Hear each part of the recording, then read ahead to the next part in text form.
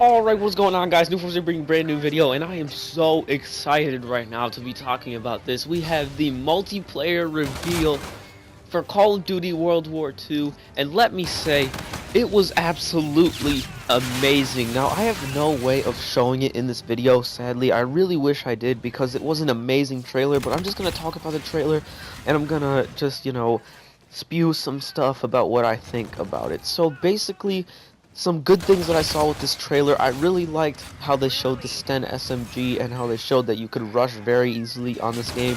I really hope that you can do that very well. And I also really like how they showed off the M1 Garand at first, because the M1 Garand is so iconic when it comes to games like this, and also when it comes to World War II in general. When you think of World War II and you think of weapons, you really think about the M1 Garand, or maybe like an MP40 or something. We didn't see an MP40, sadly. I kind of wish we did, but we didn't. And I really like how they put the cinematic angles in there. This was a very cinematic trailer. It kind of reminded me of like a campaign trailer, but it was definitely the multiplayer reveal, as it said on Call of Duty's channel. Also, WWII is going to be providing gameplay with it, with Call of Duty World War II, the first in the world tomorrow.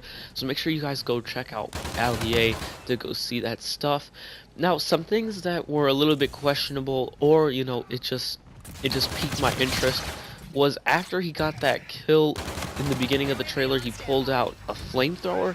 Now that's actually really cool. It kind of reminds me of specialist abilities, and it makes me think, are they going to have specialist abilities in this game? Or are the divisions just kind of like specialist abilities, except they're a little bit more contained within each other? A really cool thing. Now, a lot of people are saying that they copied this from Battlefield, but I'm gonna tell you why they didn't. Basically, this game has been in development for 3 years now. So they probably put that in before Battlefield 1 even had an alpha or a beta. So to say that they copied it from Battlefield 1 just isn't right. The bayonet charge was an iconic thing in both World Wars, even though it was more prevalent in World War I.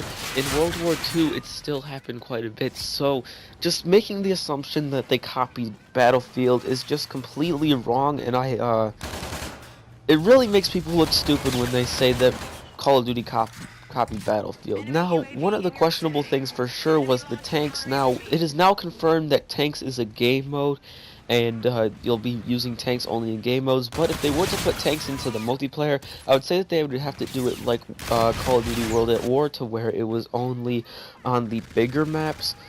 And basically, this trailer looks absolutely incredible. Like, it looks so amazing. If they showed off some of the sniping looks to be there, just like every other Call of Duty game. Sniping is always a huge part of Call of Duty. So if they get that right, then this game could be absolutely incredible. Now, they also showed off some kill streaks where you can pilot like a gunship. It looks amazing too. This trailer just really looked great. Now, they have gas masks. I wonder if they're going to have the gas mask feature like in Battlefield 1. I wouldn't really have a problem if they did, but hopefully it just doesn't work the same as Battlefield 1. Now, another thing that was really cool that we got to see was a guy putting on an attachment onto his Sten in the middle of the game, and this wasn't in the campaign, of course. This is the multiplayer reveal trailer, so it's really cool to see that they're adding things like that. Like, maybe it's a grenade launcher, maybe it's like a long barrel or something like that. I don't really know how it's gonna work. None of us know how it's gonna work yet. But he literally just added an attachment onto his gun. I wonder if that's like FMJ, or maybe it increases the range. Like, it's really confusing and it's really hard to tell. And of course, they showed off some great close quarters things with the trench shotgun and the concussion grenades, which look really cool. The throwing animation looks amazing.